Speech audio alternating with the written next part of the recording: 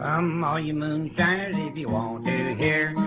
Here's my tip for today, is whenever you're operating a still, this is a column. You want to know, George, why you got that column sitting out there? It's something I want to share with you, and that's the temperature control.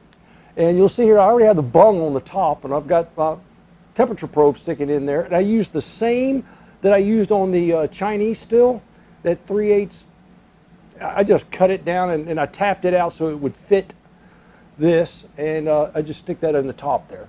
And that goes to my PID when I plug that thing in, and it works perfect. But as I always say, trust but verify.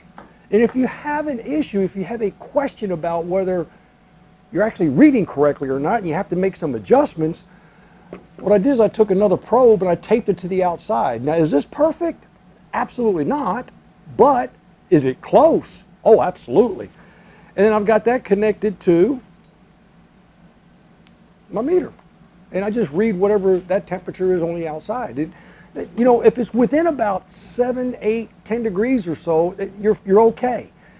Because remember, the heat inside this column versus the heat outside this column, or on the outside of this column, is going to be a little bit different. That has to do with air current and a lot of other things in the atmosphere, the humidity. Just keep in mind that you're not going to have the exact same temperature inside as you do testing the pipe on the outside.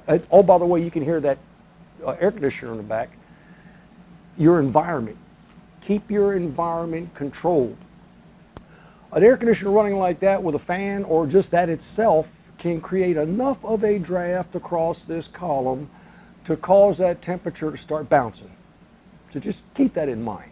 If you're having a challenge with your temperature, make sure your environment is stable. Okay. Last but not least, and a lot of you own one of these, you know, it's one of those laser thermometers. They work perfect. They're great on most anything but a round metal object. Now, it's so reflective and so round, it does actually disperse quite a bit, and you're not going to get as accurate a reading with this as you would with a thermometer taped to it or one inside the column. The only way around that is to find a material that you can attach to the column that winds up being more flat and absorbs all the heat, and then you can test it, and you'll get a closer reading. But well, if you just hit that pipe, it starts to reflect it. It's round. Challenges. Okay. And a few videos ago, oh, I can't remember, a bunch of them. I jokingly said, and I meant it, that when you're finished with the still and you've got a lot of fluid left in there, some call it the dunder or whatever's left over. You'll open it, you can still smell alcohol. Yeah, that's true. Yeah. Just remember, if you can't smell alcohol, trust me, you got tails. You've collected tails.